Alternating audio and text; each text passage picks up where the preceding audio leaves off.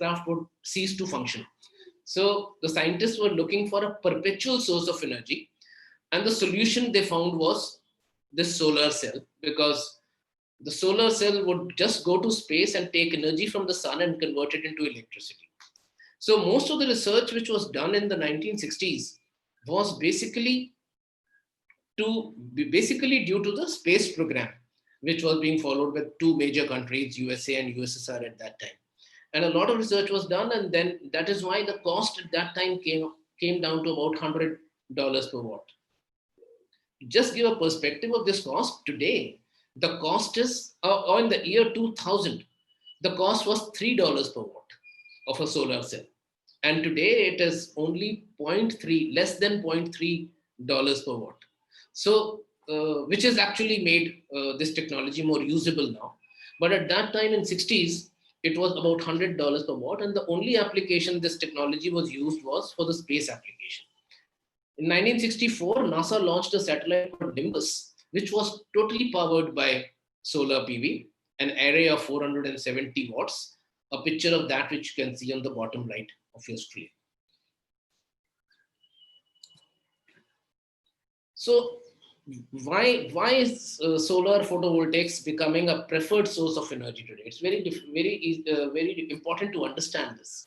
So there are two basic factors. One is the cost of the solar panels have reduced by more than 90% since the year 2000. As I told you, in year 2000, the solar cells or a solar module was about $3 per watt. And it remained almost the same till about 2008, 2009, even 2010. The price of solar modules, etc., were close to $2.9 per watt.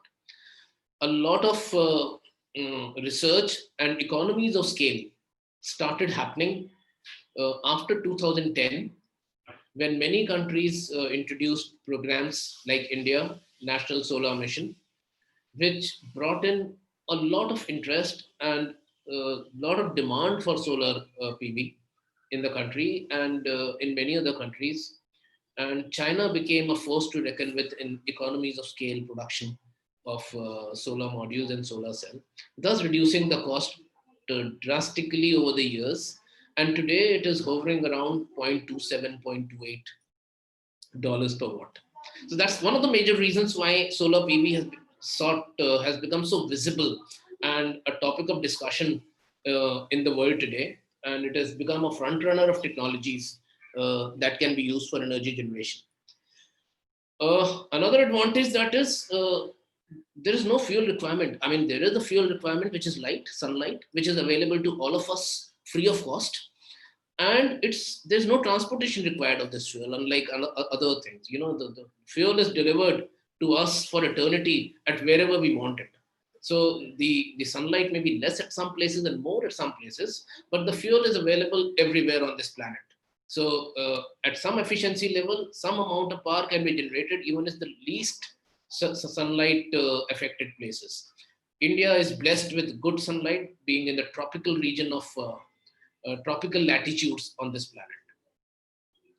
So because of the fuel being delivered at every point on this earth, we can generate power at the point of consumption. Now that's a very inherent advantage of solar energy, solar photovoltaics. You can actually generate wherever you need that energy.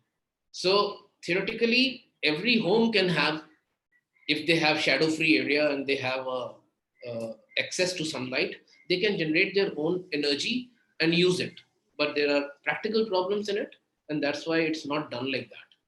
So if we can generate at more number of places, we don't really need miles and miles of transmission lines, which are a necessity if energy is generated using conventional means. Am I going at a right speed? If you can just give a small comment on this. Yes, sir. Okay. Yes, sir. Okay, thank you. Another important aspect of a solar PV system is that it's a solid state system. You know, it is a kind of a energy production system, energy producer, which does not have any moving parts. Like unlike a turbine in a thermal power plant or a gas power plant or a oil power plant. There are boilers, etc., in a nuclear plant which require maintenance and cleaning. A solar power plant only requires cleaning of modules to be free of dust so that they can absorb more and more of sunlight. So it is a process which requires unskilled workers to clean modules periodically, more in areas which are more dust prone and much less in areas. In Germany, I visited plants which are never cleaned. They, because Germany is grasslands, they don't have dust in Germany, and the panels there are never cleaned, and they get cleaned automatically whenever it rains a little. So, but in India, we need to clean modules every 6, 7 days or 8 days or whatever. So there's no moving parts. All other components of a system like inverters, etc., are solid state, and they require minimal amount of maintenance, and it's a very low cost of maintenance as compared to conventional and even other renewable energy sources plants like wind has moving parts, requires constant lubrication, and requires quite a bit of maintenance expense. Solar PV has an inherent advantage of a very low cost maintenance and like a fit and forget kind of a system. The technology is now matured, and it has been proven that it has a long design life. Most all PV manufacturers, it's an industry standard that solar modules are guaranteed for 25 years of performance. And I can't think of any other device, any other electronic device which enjoys this kind of guaranteed performance. Even a mobile or any other thing that you use at home, a refrigerator or anything, no one gives a guarantee which is more than 1, 2, or 5 years. Solar industry gives a guarantee of 25 years on solar modules and guarantees at least 80% of its output after 20 years, because the technology has a thing called degradation because of UV radiation. So that much is the degradation only which happens. So even after 25 years, it generates 80%. A 100-watt module will still generate 80 watts after 25 years. And its life is actually much more. So there are many solar plants which are actually operating globally and even in India for more than 20 years. So which has actually proven this technology, that the technology works. 10 years ago, this was a question uppermost on the mind of many people, that does solar work? Does it work? You talk about big things, 25 years, etc., but does it really work? So that question has been decisively answered now. And this technology works. Last but not the least, for India, it is a very, very important technology because it provides energy security. A lot of foreign exchange in this country is spent on import of oils. It affects the dollar rupee exchange rate because we have to make sometimes heavy payments for oil imports. If we can promote solar PV and other renewable sources of energy, we can remove our dependence upon oil imports, and that provides us energy security and also improve our economic growth. Let's come to the current technologies of PV cell. We talked about selenium. We talked about what happened in 1954 when the first silicon solar cell was made. So silicon has been the basis of crystalline silicon has been the basis of the PV cell materials till now. Most widely used in commercial solar panels is crystalline silicon. The cell thickness is about 100 to 200 microns, so 0.1 to 0.2 mm. There are essentially two types of crystalline silicon cells. The monocrystalline, the first is monocrystalline silicon, which is actually grown out of a single crystal by a pulling Shavosky method. It's a Russian scientist who discovered this. He melted molten silicon in a dish and pulled that slowly to form a round ingot. That round ingot then is sliced into wafers to get a wafer, and which is converted into a cell by a doping. We'll come to how a wafer converts into cell later in the presentation. And so this is cut from a round cell, and that's why you see the edges are round in this, and then you cut out a cell from that wafer and convert it into a cell. This is a more efficient technology. Its efficiency can reach around presently about 20%.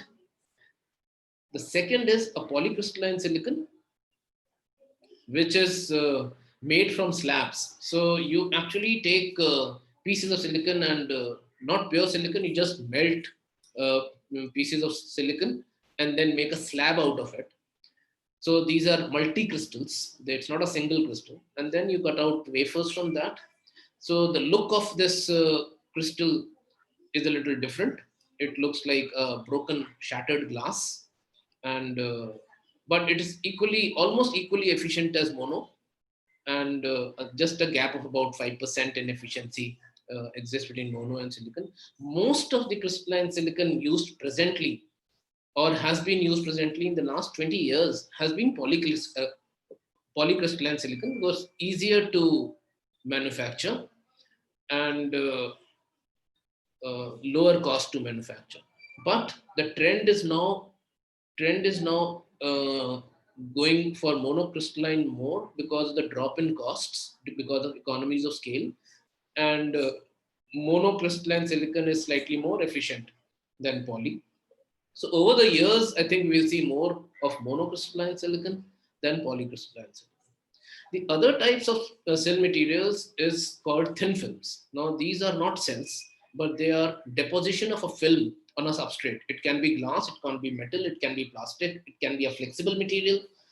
And these are thin films which also have the photoelectric property, emit electrons when sunlight falls on it. The most efficient and the most popular of thin films is the cadmium telluride technology, which is manufactured by a company called First Solar in USA and Malaysia. Just about 5 years ago, First Solar was the largest manufacturer of modules, which means cadmium telluride modules were produced more than crystalline silicon modules at that time. That's because crystalline silicon modules were more expensive at that time than cadmium telluride. And the benefit of most thin film technologies is that they perform better at higher temperatures, higher ambient temperatures, and they also generate better in low light conditions, which means they wake up early in the morning when the sun has really not gone up, but the sunlight is very little. They start generating. Crystalline silicon, on the other hand, wake up a little later. They need a certain amount of solar energy to start generating. And below that, if the solar radiation is there, they don't generate. Thin films can generate at a lower. So there are three options here: cadmium telluride, copper indium gallium selenide, which is also called CIGS, and amorphous silicon. CIGS is also a very promising technology, but for some reason it could not achieve economies of scale and therefore remained more expensive, and therefore people did not opt for it. Although it's a very good technology, high efficiency. Amorphous silicon is largely used for indoor applications. It's basically the substance that you see on your calculators and watches, etc., where mm, they produce electricity even in indoor light, even in tube light or bulb light, they can produce electricity. It's a very low efficiency uh, substance. And although amorphous silicon has been used for even outdoor applications, but it has not been successful because it degrades much faster, doesn't have that much of life. Let me now explain the basic technology of how a solar cell is produced and how does it generate electricity. We talked about ingots and slabs, so we get wafers. Now these wafers are actually produced as either N type or P type, which means to make it a solar cell, this wafer must have a basic impurity. To get into the physics of it, silicon atomic number is 14, So it has 14 protons and 14 electrons. And the outer shell, which is the valence electrons in silicon, is 4. So it's 2 plus 8 plus 4. The inner thing is 2 and then 8 plus 4.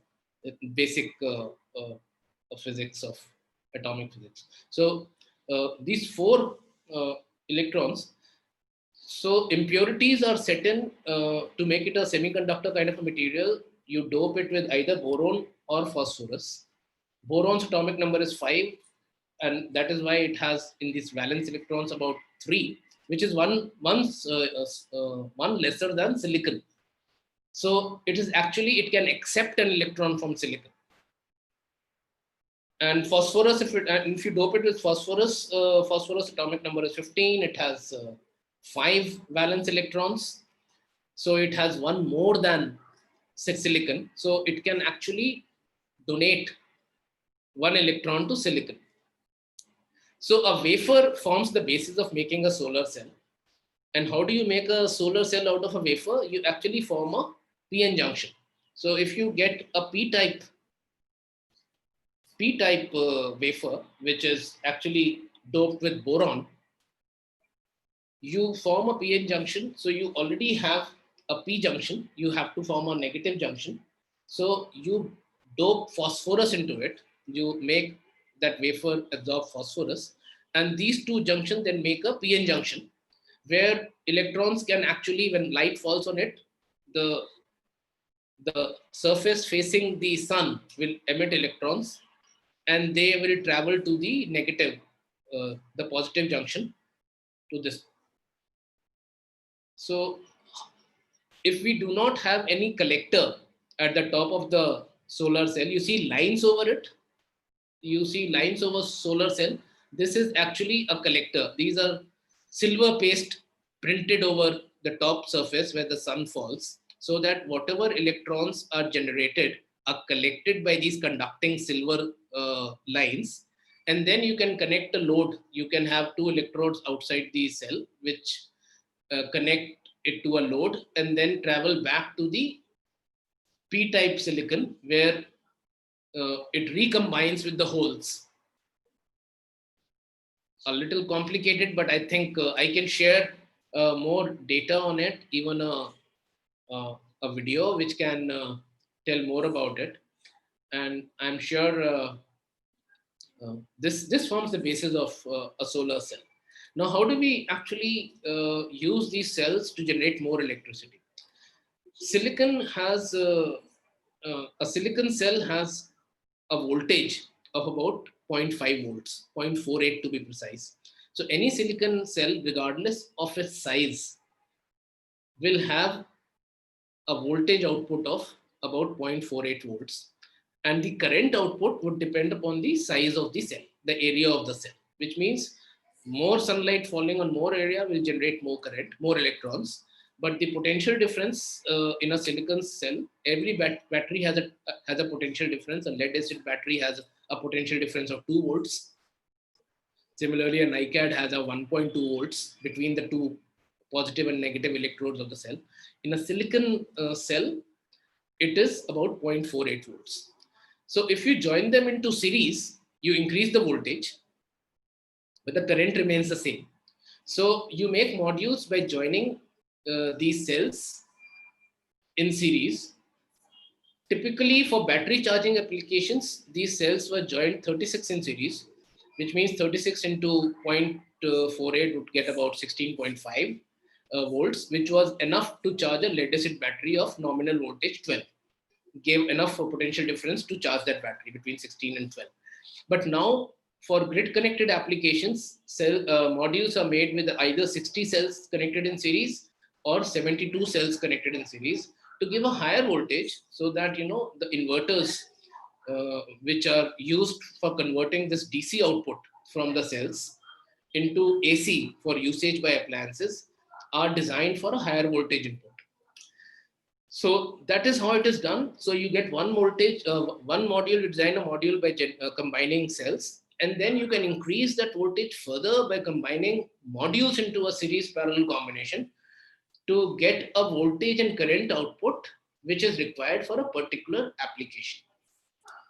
So once we have know about modules and arrays, then in the bottom right picture, you see that a PV system is made using many other components like an inverter and junction boxes, insulation, earthing materials, etc., charge controller for charging batteries. So you can have a combination of these depending upon the application, which will come to a little later in the presentation, to make this technology usable for appliances or feeding into the grid.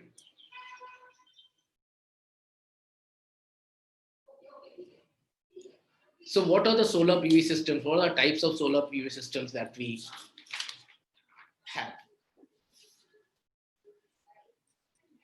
On the extreme right is the PV based utilities, which means devices, small devices that one can carry or one can keep on the table. You can have solar lamps, which can have a module kept outside in the sun or sometimes built on it. If it's in an office, you can have solar mobile chargers. You can have many other things, which are small devices based on. Now there are watches which come with a PV dial. Citizen has a model which has a PV dial. We're moving around outside. It gets charged. It doesn't have a battery. Now it has a battery which gets charged by solar. Then on the extreme left, you have grid connected PV, which means you make a system which feeds into the grid. The large uh, tracts of land, barren land, being used for, you must have seen pictures of large PV plants of the capacity 10 megawatts, 20 megawatts, and now even much more. The largest PV plant that we have in this country is in Tamil Nadu, which is 600 megawatts. So these plants, they connect to the grid and they feed into the grid just as any thermal plant or this thing. The only thing is its PLF is low because it cannot generate during night. It generates only during the daytime and feeds into the grid during that time. We'll come to know how it becomes a feasible option as a business model later.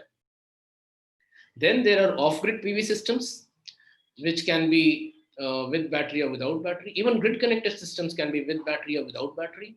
Uh, until now, large power plants have not been using batteries, but now we are getting tenders from the government of India to supply these plants with storage batteries so that certain amount of it can be stored and used during the night time also.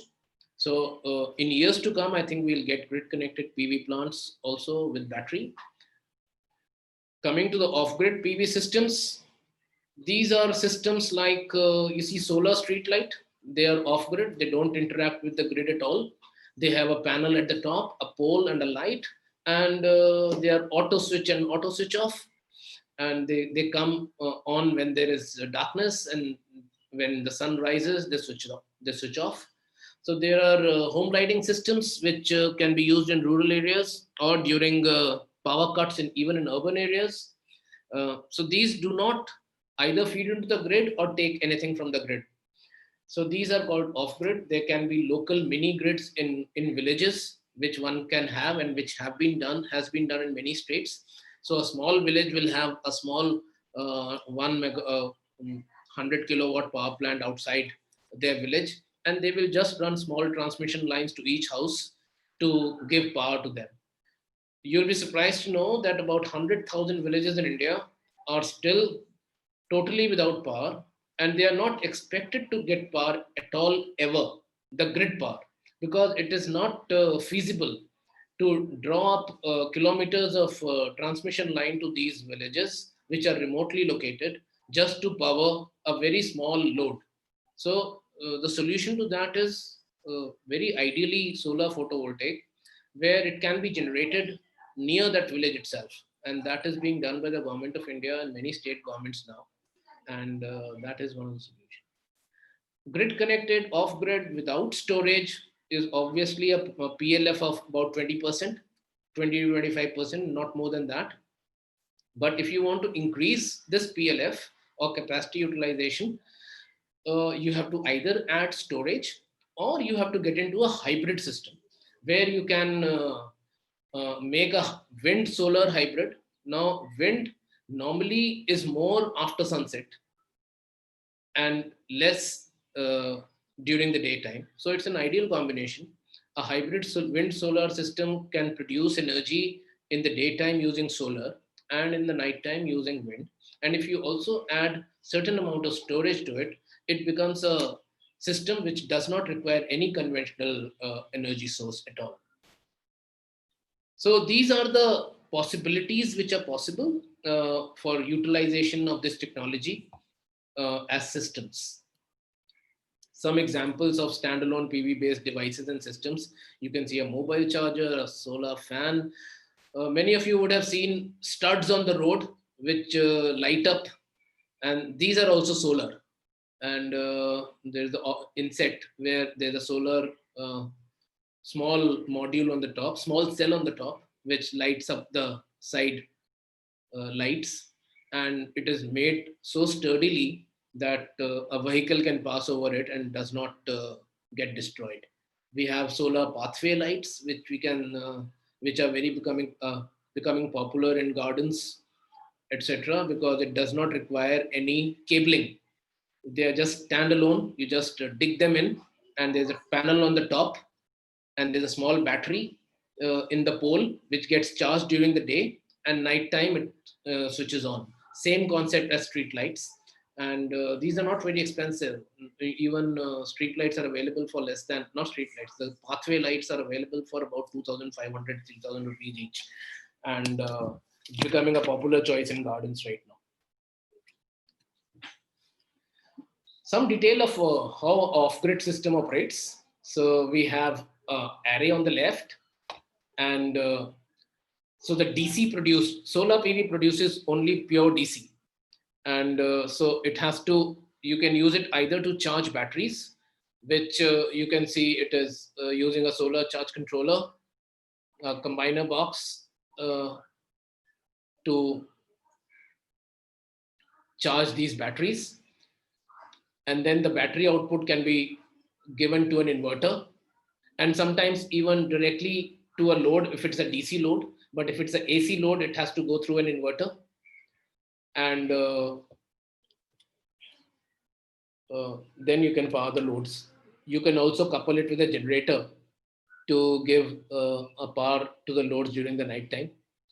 And so the night time you use a generator, and the daytime the solar gives you all the power. So it saves a lot of money. It saves a lot of diesel or petrol in the generator. And this is used in many residential localities and also by many industries where there's a power cut problem. Grid connected systems largely can be divided into three parts, either residential or for commercial and industrial applications, and the third is utility scale. We'll take up first the residential. The residential grid connected solar systems are used with or without storage. The government now allows what is called net metering. Let me just dwell upon what net metering is. Now, government allows any individual to have a solar PV system over his house, generate electricity, and connect it to his main junction box, which means it can be fed into the grid. And the meter has to be changed from a unidirectional meter to a bidirectional net meter, which can record how much energy you're consuming from the grid and how much you are exporting to the grid. So the way it works is that you have a system, you utilize whatever, the first preference is to the load inside the houses. So you utilize whatever energy you need in your houses. And if you have surplus energy, which means the sun is shining bright, but there's no one at home to use appliances, then at that time, the energy produced by these panels is fed into the grid. All that is recorded, and the distribution company, when it takes the meter reading, your bill will get credited by that many number of units which you have exported to the grid. For example, you consumed totally 100 units of electricity. You exported 20 out of it, and 80 were consumed. So you will get bill for only 80 units.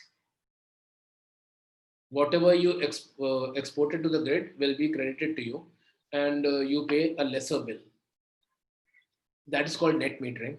In gross metering, the discom pays you a certain amount for all the units that you have exported to the grid, but you have to pay for all the 100 at a particular rate, and for those 20 the discom will pay you maybe a lesser amount or a higher amount. So if you for you the grid electricity, let's say 5 rupees, the distribution company may say, for whatever you have supplied to me, I'll pay you only 3 rupees. So for 20 you get only 3 rupees, whereas in net metering it's always the unit adjustment, which means you're getting the same amount from the discom which they are charging you for electricity. So if net metering is not allowed in your location, because electricity is a state subject, some states have not allowed net metering. And therefore, if you still want it and you want to be self-independent, you can have a battery bank where you can store the surplus electricity. When no one is at home and the solar plant is generating, it can keep charging the battery, and the same battery you can use in the night time and keep the grid off to that extent. Some pictures of the rooftop modules. Now, these are grid connected systems for commercial and industrial. Now, what happens is that because the cost of generation of solar today is less than what normally the industry pays or the commercial establishment pays for grid electricity, there is a tendency for the industry to use a solar PV system. So one option is that their roof can be covered with panels, and they can generate, and whatever amount is generated, they can use in their production setup, and that much energy will not be taken from the grid. So their electricity bill drops, even if net metering is not allowed. Okay, they only have to, if net metering is not allowed, they have to ensure that they are not feeding to the grid. So there are protection mechanisms which will not allow, even if there is surplus electricity, it will not go into the grid. It will just get wasted. It will not be drawn at all. But if net metering is allowed, it is a win-win situation more. And industries can even get a depreciation, a financial benefit of depreciation. So whatever they spend on this system, they save tax on that much amount. So that's another thing which is not available to individuals, to the residential sector. But for industrial, it is this. Commercial and industrial sector pays maximum. In fact, commercial establishments like malls, hospitals, hotels, they pay a very high grid rate. In a city like Mumbai, where I'm based, a five-star hotel pays around 14 rupees per unit. And if a solar PV company can install a power plant over their roofs, so that much amount of energy will come to them for about 4 or 5 rupees per unit. So they saves, for that much amount of energy, they save uh, about 10 rupees. We'll get into something called open access, where even if they don't have a roof space, they can have a plant somewhere far away, and they can wheel that energy to their own unit using the transmission lines of the grid operator or the discom, and save a lot of money. So we'll come to that in the business models. And so these kind of commercial industrial can be used by factories, schools, hotels, hospitals, hostels, malls, nursing homes, etc., etc., and becoming very popular nowadays.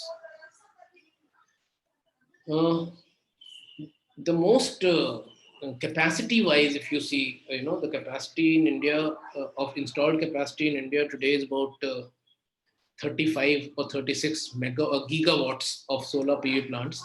Most of it is in this utility scale plants. You would have seen even in AP and Telangana, there are many very large power plants of the order of 50 megawatts or 100 megawatts supplying energy to the nearest substation, etc. These are the utility scale solar power plants where investors put the money and enter into a PPA with the government or the government owned electricity company, and supply them power for a fixed amount of years at a fixed amount of rate. These essentially have a grid synchronizing inverter, a panel and a grid synchronizing inverter, and you step up the voltage using a transformer to synchronize with the nearest substation's incoming voltage. So if if the substation is a 33 kV substation, you need to step it up to 33 kV using a transformer and then connect it to that substation using transmission lines.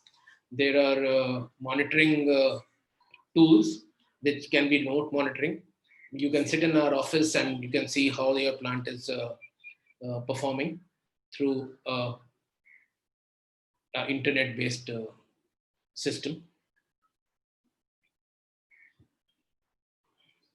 So typical applications of solar PV systems are over rooftops. Now, whether they can be residential rooftops or commercial rooftops, they can either be sloping roofs or they can be flat roofs, where they can be on a flat roof. You can put it directly towards south. Maximum generation happens when the solar module is facing the south, because in the southern hemisphere where India is located, the sun rises from the east and sets in the west. And because we are in the southern hemisphere, it is southern inclined. And if the solar module is facing south, it will have sun all through the day.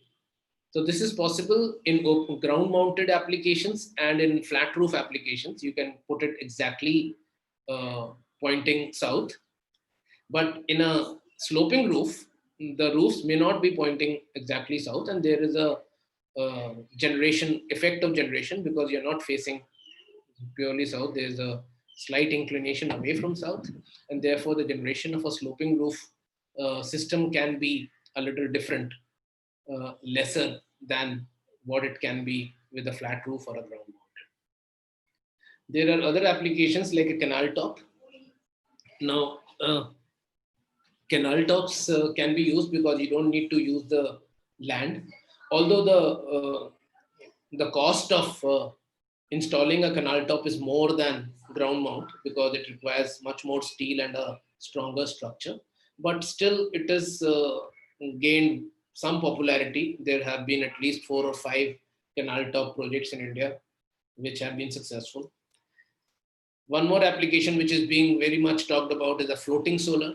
There are many water bodies in this country, and you can even go offshore in the sea. You can have a floating platform where you can put modules, run marine cables to the land, and then join it to the grid as you do it for other ground mounted. Certain technology is required because it has to be anchored to the ground below the water. So, but there have been instances of floating solar being installed in state of Kerala and in a few other states. In countries like Korea and China, they are planning very large floating PV systems. In Korea, in one particular place, they are planning a 2 gigawatt, which means a 2000 megawatt floating solar plant.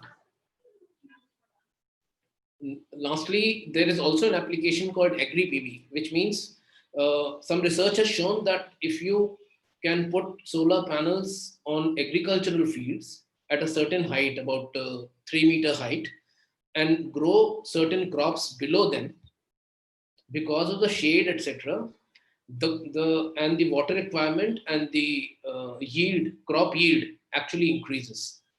So certain plants, PV plants, have been installed in Israel and even in India at some places, and a lot of research is going on. Already on greenhouses, panels have been put, because greenhouses require certain equipments which require power. So if you can put the panels over greenhouses, the energy required by the greenhouse for either controlling humidity or some light, etc. All that can be done, and if net metering is allowed, all excess electricity can be fed into the grid. So there are umpteen innovative ways in which a PV system can be applied uh, in many ways, and that is what we all need to do, and use this technology to whatever extent it's possible. Let me give you some idea about how solar PV has proliferated the applications, etc., in the last 2 decades. First of all, globally, the whole thing started from Germany and USA. In 2003, Germany actually removed the upper limit to the capacity of PV power plants for which FIT would be available. FIT is a feed-in tariff, which means that whatever, if you can have a solar plant over your roof, the amount, whatever you feed to the grid, the government or the discom will pay you a particular amount for that. That was called the feed-in tariff. It's still called the feed-in tariff. So whatever you feed in, you get a tariff. So to start with, it was about 35 euro cents, which the government of Germany agreed to give in 2003 to for every unit of electricity uh, to anyone who can have a plant, and there was no limit. Anyone can put any much, whatever amount they wanted. So this opened the floodgates of investment in PV projects in Germany. And between 2005 to 2008, even other countries in Europe, mainly Spain and Italy, followed this model. And that is how solar PV, at the turn of the century, started becoming more and more usable for generation of electricity. From 2007 onwards, China started building factories of solar cells and modules, and became in about 3-4 years the largest manufacturer of cells and modules in the world. And today the dependence of China by this industry is enormous. In fact, 80% of solar modules which are used in India are imported from China. Although there is a anti-dumping duty which has been imposed by the government, still the price of China solar modules is comparable to what the Indian module manufacturers produce or offer. So China dependence, I think, will remain for some time unless there is a manufacturing sector which is developed in India for wafers, cells, and modules. Because only if it is modules, today the manufacturing sector in India is only of modules, and we still import major amount of cells for making those modules, and all cell manufacturers import wafers from China, largely China or Taiwan, to do this. So from 2007 onwards, many other countries, and 2009 to 2011, there was a lull because of the depression caused by the Lehman Brothers liquidation. So European market nearly collapsed for about 1.5-2 years, but has picked up slightly now. COVID-19 has again caused a disruption in the global energy sector, which we will discuss later in the presentation. In India, most of the action started in 1990, but from 1990 to about 2003, 2004, the whole industry was dependent upon the subsidies from the government of India, which was channelized through state nodal states, and the states would have tenders, and largely it was meant for rural applications for supplying solar PV lanterns, solar home lighting systems, putting solar street lights in areas where there was no grid available, etc. That was the major market at that time. So, in the first quarter of every financial year, the government of India would announce that the subsidy budget for solar PV is X, and the whole industry will know that what their turnover is going to be during that financial year, because that was the only market. It was very expensive for anyone to really go in for PV systems at that time for their home applications, unless subsidy was available. From 2004 to 2010, because of the increased demand in Europe, the Indian PV module manufacturers started exporting in big numbers. So the Indian market did not have too much of a module requirement except for that subsidy market. So the capacities of Indian module manufacturers, they started increasing their capacity and started exporting modules to countries like Germany, Spain, Italy, even US. And that was the time when I think there were very few manufacturers at that time. Totally, uh, before 2004, there were hardly 5 or 6 manufacturers of PV modules in India. And after 2004, maybe another 4 or 5 added until 2010. So now there are more, but until 2010, there would not be more than 15 manufacturers in India. So many of them started exporting this to Europe and US. The game changer came in 2010 when the government of India finally woke up and announced a national solar mission to enable large scale utility scale power plants to be installed in this country and connect to the grid. So they announced a target of about 20 gigawatts of PV systems by the year 2020. And many states started bringing out uh, their feed-in tariff declarations that whoever builds a solar PV plant, we will pay X amount. It started from around 17 rupees per unit at that time, and gradually dropped to, in 2 3 years, it dropped to around 8 or 9 rupees per unit, which was paid by this thing. And finally, we entered into when 2014 came and the government changed. The new government declared, revised the target from 20 gigawatt to 100 gigawatt to be attained by 2022.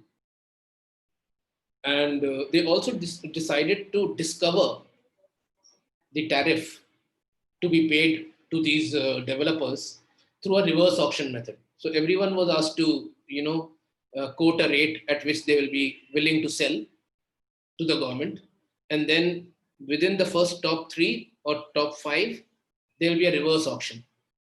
So, and that is how tariffs of even less than 3 rupees per watt were discovered by the year 2016, the least being 2.44. And what the government discovered was that it was cheaper to buy from solar than to buy from coal power plants.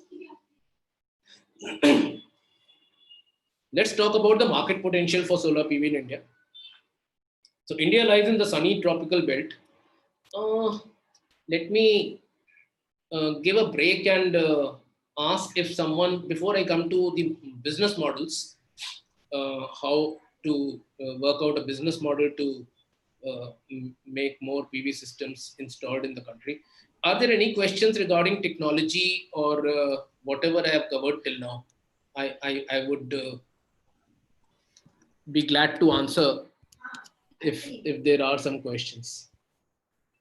And if there are none, I can continue. Please share your questions. Request participants to share any query if you have regarding the topics done here. If you want, you can post it in the chat box or you can ask directly to sir.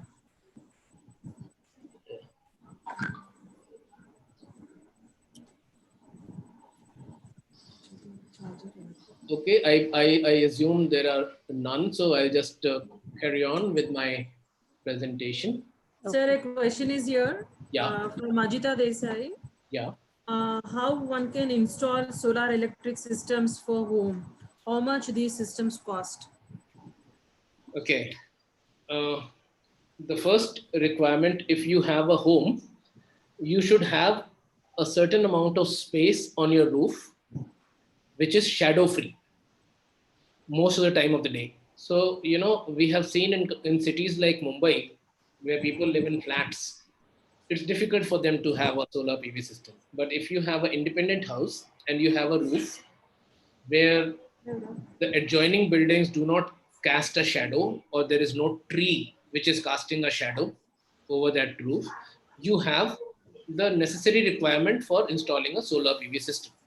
Okay. Now, what is to be done is we have to measure how much area of shadow-free space you have. I assume that if it is a flat roof, and let us say if you have 20 square meters of area, then you can have approximately about 2 kilowatts of power plant installed there. It will cost you approximately to 20 kilowatts, 20,000 into 50 rupees per watt.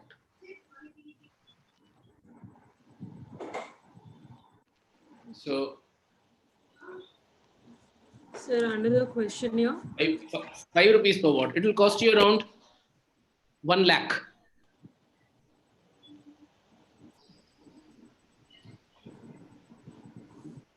Can I go for the next question?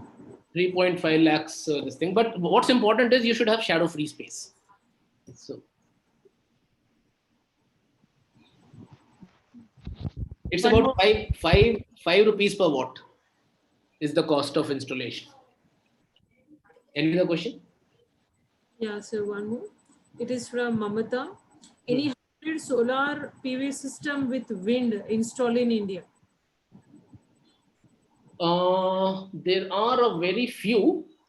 There was, but now I think the government is coming out with tenders where it will see. The problem is wind turbines. If you have seen a wind turbines have high structures which actually cast a shadow on the ground, and these shadow move as the sun moves. So it's very difficult to put a very large quantity of panels which will remain shadow free during the day.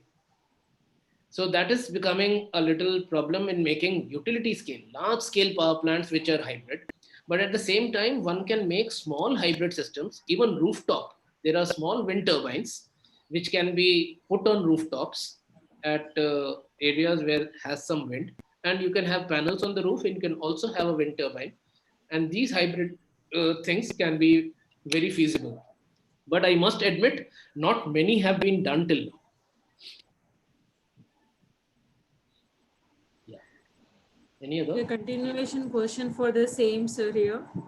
Hmm. Same mom is posted. How much energy can generate? Means she asked hybrid solar PV system with wind installed in India. Is it? Then if at all, how much energy it can generate? Yeah, I'll tell you how much energy normally a PV system of 1 megawatt generates around 15 lakh units in a year. That's the ballpark figure where in states like Rajasthan, etc., where sunlight is much more, it may go up to 16 lakhs, 17 lakhs. And in areas which are, say, northeast where the sun is less, this may actually reduce to 13 or 14. But ballpark figure is about 15 lakh units from 1 megawatt. Now, if you have a 100 kilowatt, it will become one tenth of that. So it will be 1.5 lakh units. So if it's a 10 kilowatt, it will be 15,000 units. So a 10 kilowatt, if you have space at home, you can generate 15,000 units per annum. Middle class family normally uses only about 300 units in a month, which means around 3,600, and the rest can be fed into the grid, and you can earn money. Wind has a larger, depending upon the location, the generation is largely the same, but it is not uniform during the year. Even in solar, it's not uniform. In the monsoon period, the generation is lesser, but and the summer months and the winter months also the generation is more. But the total is about 15 lakhs per megawatt. In wind, it depends upon location. It's very location specific, and it's also of the order of about 16, 17 lakh per, 18 lakhs per megawatt. It's little more per megawatt for wind. Yes. Shall I go for the next question, sir? Yes, please. So Padmaja, she has posted. So why are we not able to store solar energy?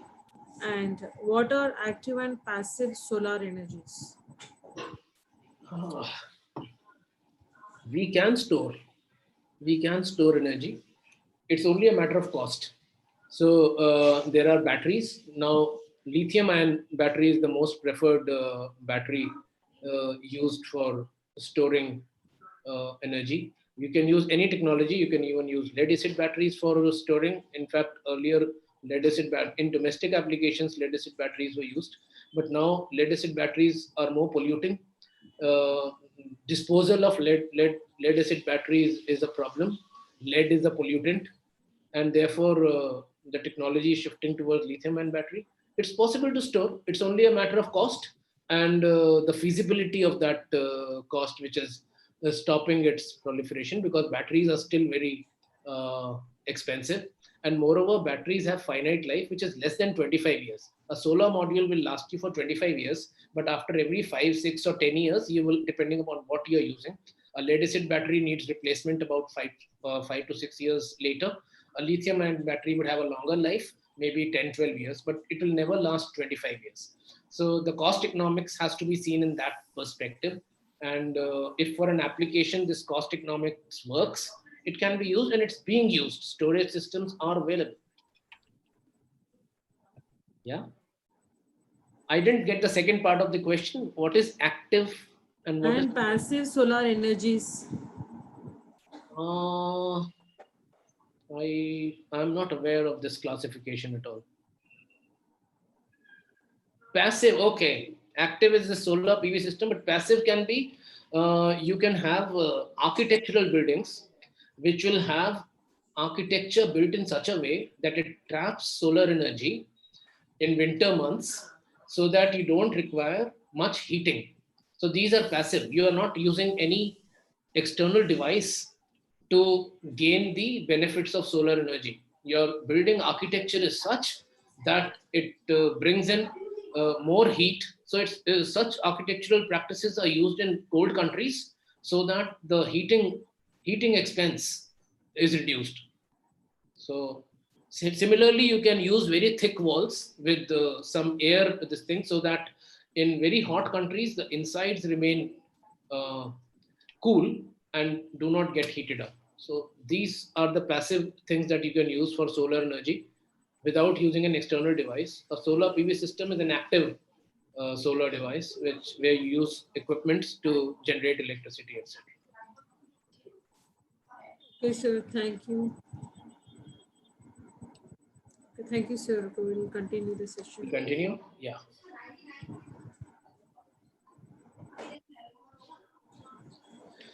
So we will move to the market potential. India lies in the sunny tropical belt of this planet, and we are blessed with pretty high solar insolation as compared to countries in the northern hemisphere. In the northern hemisphere, countries like Germany and all, they have lesser. Canada, all the north countries have much lesser uh, solar radiation than India. If you purely calculate theoretically the potential generation possible in India, it comes to around 15 trillion kilowatt hour. Now, this is if we don't consider agricultural land at all. So India's area is about 820 million acres, out of which 50% is classified as agricultural land on which food is grown.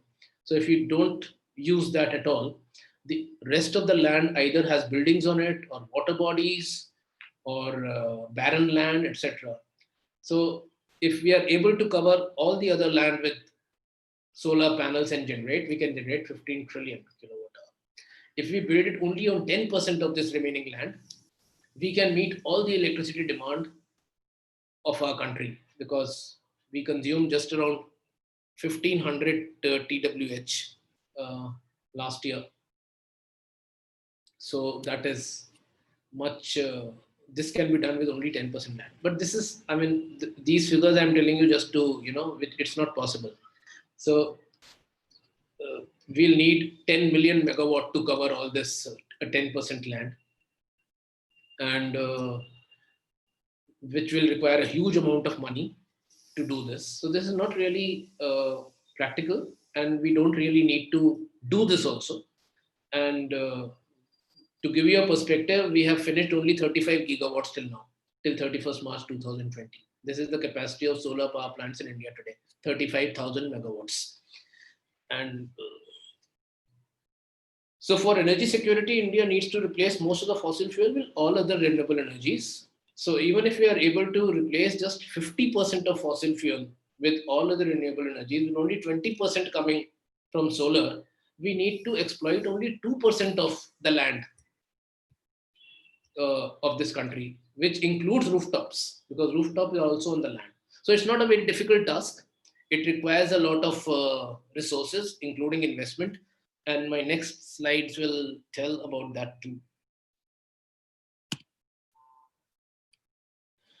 So what are the implementation models? How is the government going around for doing a solar power development? So the major focus is on utility scale. When I say utility scale, it is basically building a very large power plant for feeding into the grid, like any other power plant, like a thermal power plant or a gas-based power plant. You build a large solar power plant, and so these power plants can be either private investor owned, which means they will invest, private investor will invest in this plant and enter into a power purchase agreement with the government, that he will supply energy to the government at a particular rate, let's say 3 rupees per watt per kilowatt hour, for a period of 20 or 25 years.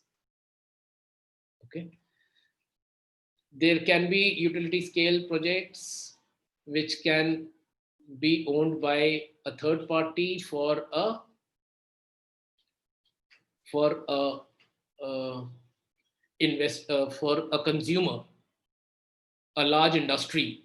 That can also be done, or the government itself will spend money to build a power plant. So it will only engage a solar company to design and construct a power plant, but the money will be spent by the government. So there can be three scenarios here. Or they can be distributed solar power plants, which can be put on the premises of the customer, like very large industries, big power plants, big cement plants may have a large tract of land within their campus.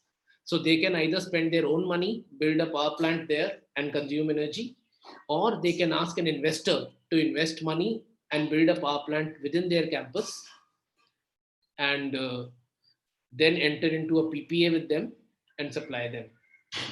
Okay, so these are the kind of, or a discom can finance a company, a power plant to get the this thing. So there are different. We will concentrate in the next slide only on the commercial and industrial sector, because the government sector is something which the government has a lot of money, and they can spend the money, and they can ask investors to spend money and enter into PPA. But a very large sector of the business is a commercial industrial, where the power plant sizes may not be very big. They may be of the order of 1 megawatt to 25 megawatts, and they can be, you can divide that into two parts. One is rooftops. So a customer, an industry may have adequate space and roofs to put a solar system. Okay, it can do it by spending its own money, where it is called self-owned, or it's called a capex model. Or it can ask, it can say that we don't have money to put it, but we still think that it is gainful for us if someone can put the plant on our roof and sell us the energy. So we will give the rights of the roof to any investor, which is called a third party owned. So an investor comes in, he spends the money, puts the plant on the roof, and enters into a power purchase agreement with the consumer who has the facility below this roof, and that guy pays him for this thing. Now it is only possible if this PPA rate is lesser than what he pays to the grid. Okay, so the PPA is defined in such a manner that he always gains by buying it from this third party and not from the grid. So he buys from grid only the extent of power which this power plant is not able to generate. Okay, so these are the two models. So there is an investor. If you see the flow diagram, there is an investor which gives money to a PPA company, which installs and maintains the plant. Okay, and then repays the loan to the investor. It can be an loan or something, and then it enters into a PPA with this consumer or a commercial site or industrial site. and supplies electricity, receives the payment for the electricity. And if the net metering is allowed, then there will be one more arrow here where excess electricity can go to the utility and the credit will come in this person's bill. Otherwise, he buys electricity both from utility and also from this PPA company and meets his complete demand. Utility bills him only for the electricity utilities supplied. So out of 100, if he is taking 40 from solar and 60 from utility, he gets from the discom only 60 bill for 60%, and the rest he pays to the PPA company, and he gains because this rate is lesser than this rate. Now, if he doesn't have space over his roof, the same model works, but then a concept of open access is defined. Open access means from the Electricity Act of 2003, the government of India allowed uh, all consumers to buy electricity not only from a monopoly distribution company, government owned company, but they could buy it from any electricity producer like a solar farm or a wind farm, or any other private thermal power plant also. Okay, so this was allowed only after 2003 Electricity Act came into being. So this is called open access. You are open to buy it from wherever, whatever is competitive for you. So it's possible now to enter into a PPA with a large industry, but he doesn't have space to go to a remote location, build the power plant for him, enter into a PPA, and wheel this energy to his factory location. So this wheeling is only possible by the transmission lines of the distribution company or the electricity company, government-owned electricity company, for which they charge what is called open access charges. So some states are very friendly; their open access charges are less, and the wheeling and transmission losses they charge is less. And in those states, this open access system works very well. Certain states have increased their open access charges, so it becomes very difficult to prove feasibility to the customer. So that's how this works, and it's quite successful in many states. Like I think it's very successful in Telangana, Andhra Pradesh, Karnataka, Tamil Nadu, not Tamil Nadu, to some extent in Maharashtra, quite Rajasthan, UP are many examples of open access successful projects. So these were the business models. We'll come to how COVID-19 is affecting our lives and solar PV sector. The very fact that we are having this seminar sitting in the comfort of our homes and not in a hall is a testimony of the effect it has had on our lives. So until now, if I talk of the solar sector, అంటేనే ఆడుకొనిస్తా లేదంటే ఆ పాపని పంపించేస్తా నీ ఇష్టం ఎంతసేపు చెప్పేది చిన్నగా am I able to? ఆడడానికి ఏమంత నొప్పి చేయిస్తా అంటే గబ్బు గబ్బుకుంటా అట్లనే పురుగులన్నీ నిన్నే కరుస్తాయని చెప్తున్నానా లేదా Tisha. Can I continue? Yes, yes. Okay.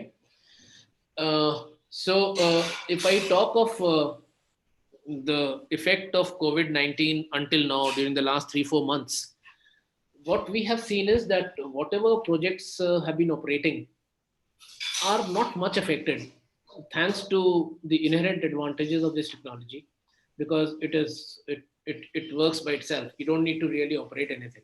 As I said, the only maintenance, unless something really breaks down, the only maintenance required is cleaning of modules.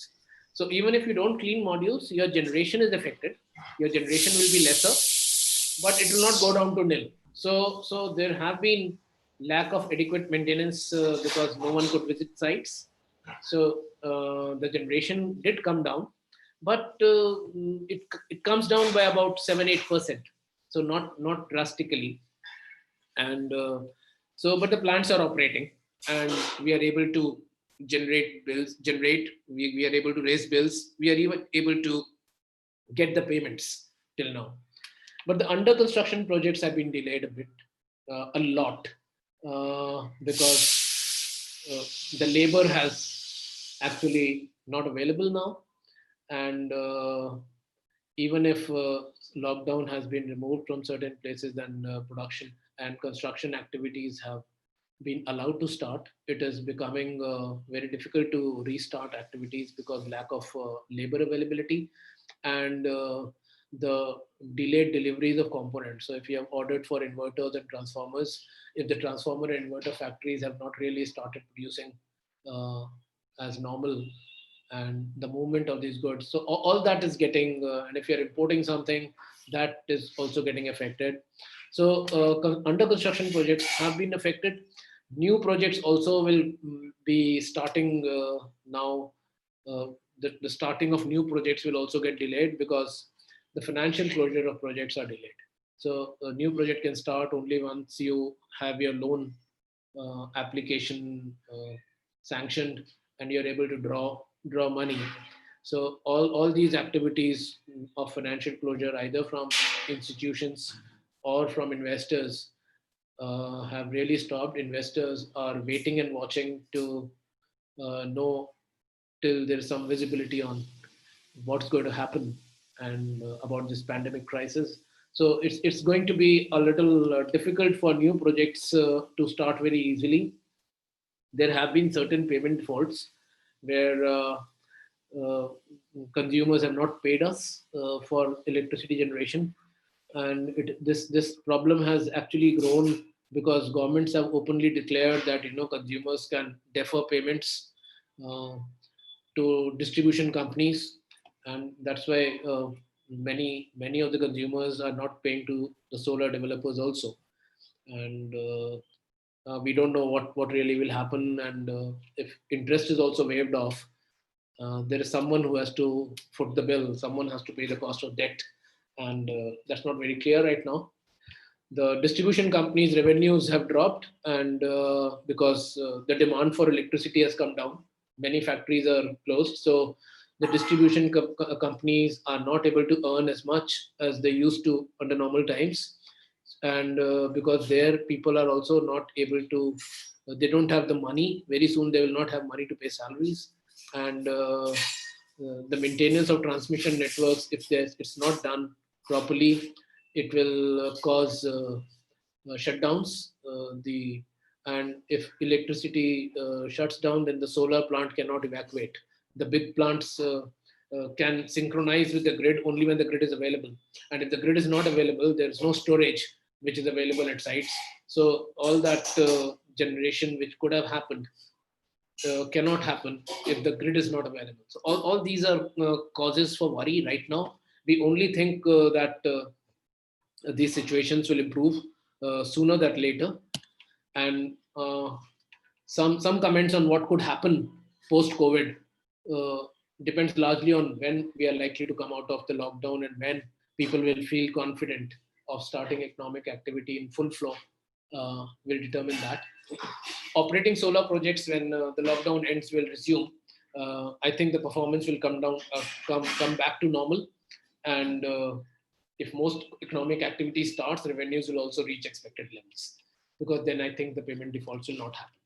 Under construction projects will be completed, although at a higher cost. The cost will increase because now the government is specifying how to work, how to maintain social distancing, and there has to be caution about not catching the pandemic. So all these measures will increase the cost. Plus, the feasibility of these projects will also get affected because during the lockdown period, there has been an interest cost on whatever investment was made until now. So there is increase in IDC. IDC is a term which is used in financial terms as interest during construction. So the interest cost during construction, when you're not having revenues from the plant, but you're only investing money, these plants take typically 6 to 9 months to build, and during that time whatever you have invested is not bringing any return. So there is a concept called interest of this money during construction. Now with this 3 months of lost construction time, your IDC has increased, and it's difficult to assess the impact of uh, change in solar module cost and the exchange rate when things start again. So all these things are causing a lot of anxiety into investors' mind on whether their projects are going to be feasible. But they are stuck between a rock and the hard place because they have started the project and they can't leave it midway. So they have to go all through. So what will happen is there will be a lot of renegotiation or termination of PPAs. So the PPAs were signed before the construction started, and it's a definitive agreement. We have given a commitment of completing the project in X amount of time. The government has declared that this extensions will be given in view of this force majeure condition of the pandemic. But most investors may now find that the tariff they had quoted of, let's say, 2 rupees 50 paisa per unit is not being feasible for them anymore because the cost of the project has increased. There already has been a case like this. A major project developer in India called Acme Solar has written to the government, has written to the Solar Energy Corporation of India that it will not be able to complete that project. And he's the company which gave the minimum tariff, 2 rupees 44 paisa 2 years ago. And so he has actually asked for termination and return of his bank guarantees. I'm sure this matter is going to go legal, and so this problem is going to be there with many investors, and they are going to find that their costs have increased, and their projects may not be feasible. Payments, I think, will get regularized once the COVID-19 thing is over, and it may take the hit the economy has taken will take a few months for getting regularization, but sooner or later, I think this will get regularized. Discom revenues may come back to normal once economic activity and production starts, and so this is what I think will happen pre and I mean during the COVID period and post-COVID period. Let me now recap my presentation. Basically, we talked about the solar PV technology being a mature technology now and has gained user confidence. It's a technology which is at the front line of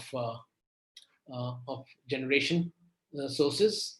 The cost of energy from solar PV is now, we used to, 2-3 years ago, we used to talk of grid parity, which means the solar cost was more and grid cost was lower.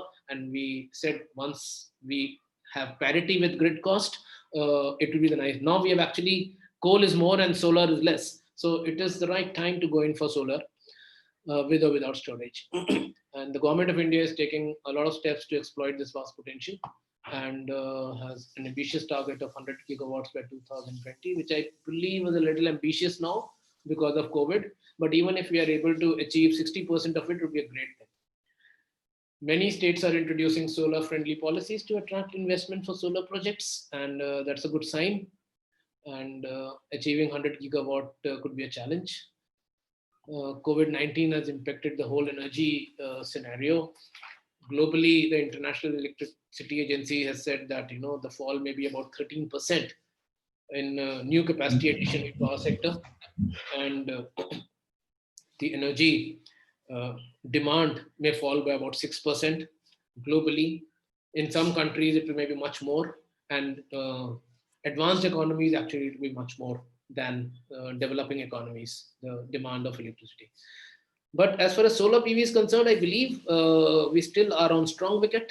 We will be much less affected by it than other generation technologies. And that's about all, gentlemen. These are the references which I have taken. And thank you for your attention. Stay safe and take care. And you can see my email ID. You can get back to me if you have any doubts at any point in time. Thank you very much.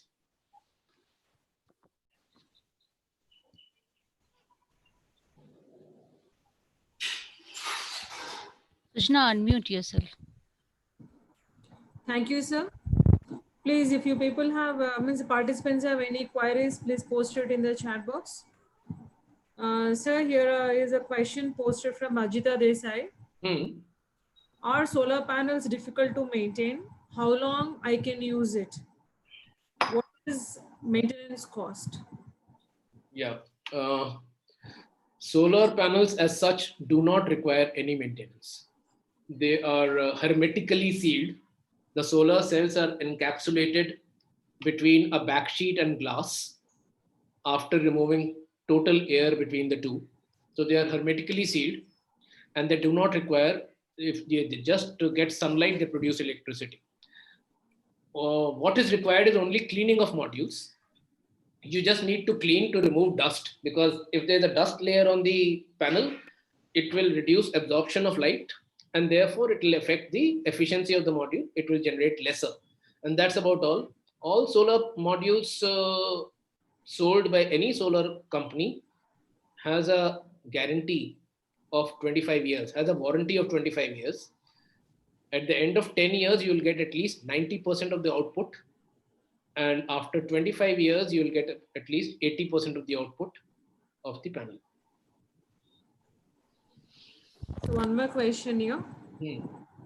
What is initial procedure if one wants to install these systems for home? What type of government permissions are needed? How much subsidy one can avail from the government? Subsidies vary from time to time and from state to state. There is a 30% subsidy available today for residential applications from the central government of India. Some states have added their own subsidy also. So it depends upon which state you are in, and you have to inquire from the state nodal agency. Like if you are in Telangana, there is a Telangana Energy Development Agency in Telangana, and in Andhra Pradesh it is NetCap, I think, which takes care of these things. You can make inquiries about subsidies from them, and what was the other question? Whom do you talk to? Okay, so there are solar PV companies. In fact, now if you can get the name of the solar PV companies in your town from Just Dial. You can ask for someone to do a survey at your place. They will come and look at your roof, and then they will suggest that what size of the power plant can be fixed on your roof, how much it can generate in a year, and they will tell you even the cost of how. So then you can take a decision whether it makes sense, whether it's feasible for you to do it, and you can actually get competitive quotes from 2 or 3 installers or 2 or 3 PV companies in your town. And if you are in Hyderabad, there are plenty of companies. Hyderabad was the mecca of solar not many years ago. So one more question from Renuka madam. Yeah. Scope of solar system for future of India. Sky is the limit. Sky is the limit. I told you that ideally we can, if with storage, we can actually generate most of the energy we need over the years. But the technology is not the thing which is stopping it. It is basically resources in terms of money and funds which is actually stopping it. And basically, government regulations, the permissions to get adequate land, acquisition of land, these are the things. It's not technology which is stopping the proliferation of solar PV. So in future, I'm seeing it's only going to increase, and sky is the limit. Any more questions, please? Madam, this is Chalpati. Can you ask, sir, one doubt? Yes. In India, not only in India, but other countries also, but at some places, especially in Heathrow airport and all, they have installed the solar panels on the car parking areas and all those things. Why not those kind of things are not being initiated in India, sir? Like the petrol bunk, the shed, it is flat. There they can install the solar panel, and all the high-rise buildings and all the on the roads and any car parking areas, those sheds. Why the government of India is not taking that initiative to install these solar panels on these areas where we can generate more power, no, sir? I think all this is being done, but expecting government of India to do it is wrong. In fact, many car parks in many campuses have been covered by panels. We have done it. And even high-rise in Mumbai, many high-rises on the top have been covered with panels. And all these things are being done.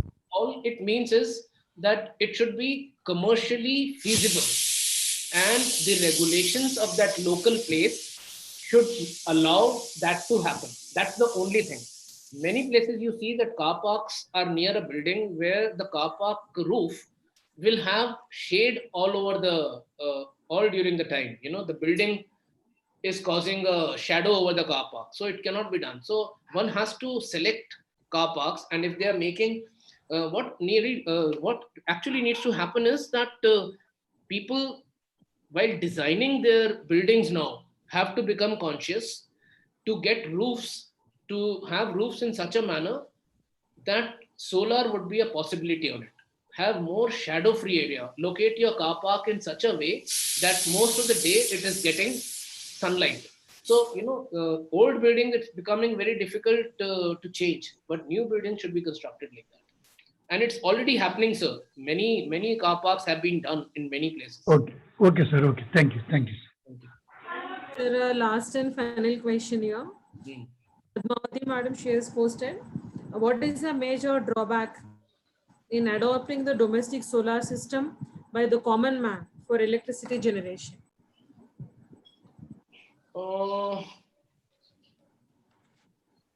Drawback can be if you cover your roof with solar panels, then you can't use your roof for any other thing. Okay, like you can't have a terrace party because your roof is already covered with panels, or you will need to spend more in having a 3 meter high structure and then putting the roof, but that increases the cost and reduces the feasibility. So that is one thing which I can see.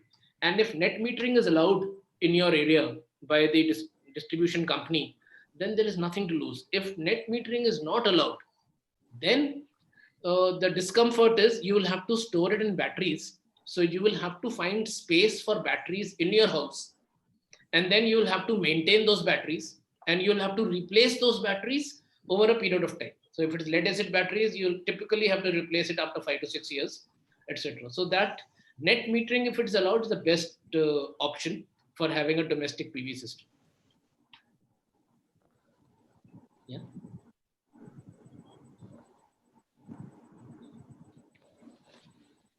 Okay, thank you. Savita, Thank you very much. I would like to thank all the participants. I hope I could justify the participation in this seminar, and I really enjoyed it, and I hope you all did too. Thank you very much. Thanks a lot, sir, for your valuable time and excellent knowledge sharing. Wonderful storytelling, sir, right from creation of first solar cell in Bell Labs in 1954 to the production of solar energy and generation of electricity. This was the first exposure of industry to the academicians in the current session. And we never thought of what we teach as a compulsory paper had such deep meaning to it.